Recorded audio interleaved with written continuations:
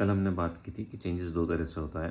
पहला था उसमें रेडिकल इम्प्रूवमेंट और दूसरा था काइज़न। तो आज हम रेडिकल इम्प्रूवमेंट की बात करेंगे कि क्यों ये सिर्फ कुछ लोगों ने ही फॉलो करना चाहिए, सारे लोग इस चीज़ को नहीं कर सकते हैं।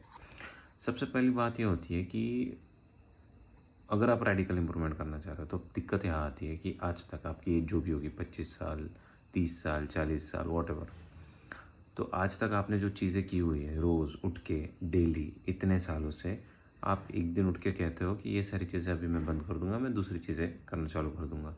अगर ये इतना इजी होता था करने के लिए तो इसके पहले क्यों नहीं कर लिया था आपने?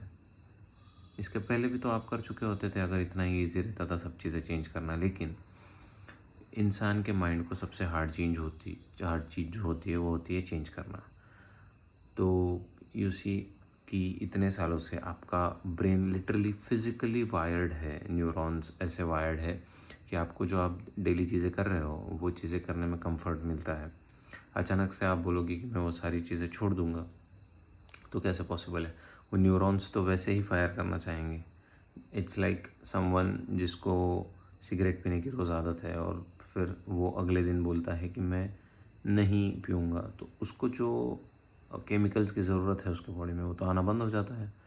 तो वो तो क्रेव करेगा, वो तकलीफ़ देगा फिर दूसरी चीज़ होती है कि आपकी एक फ़िज़िकल बॉडी को भी आदत लग चुकी होती है कि ये चीज़ें करना है, आपके फ़िज़िकल बॉडी की कैपेसिटी बन चुकी होती है। अगर उसको पता है उसको 8 घंटे 9 घंटे नींद मिल रही है, तो बॉडी उस फंक्शनिंग पे चले जाती है। फिर आप अचानक से उठ के बोलते हो कि आज मेरे को चेंज लाना है, सब एक साथ, तो कैसे होगा?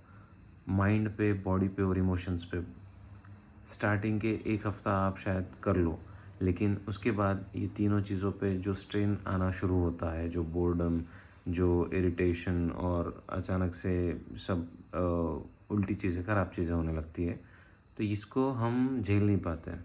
1 हफ़्ते के बाद एक्चुअली उसके रिज़ल्ट्स दिखने लगते हैं कि जो हमने चेंजेस लाए, 1 हफ़्ते तो हम जोश-जोश में मोटिवेशन में कर लेते हैं, लेकिन 1 हफ़्ते के बाद वो चीज़ें हम पे हेवीनेस ल लाने लगती हैं। तो तब हम उस पीरियड में वो चेंजेस को सस्टेन नहीं कर पाते और हम सब एक चीज़ छोड़ते हैं तो सारी चीज़ें एक साथ छोड़ देते हैं। ये है अबाउट रेडिकल इम्प्रूवमेंट।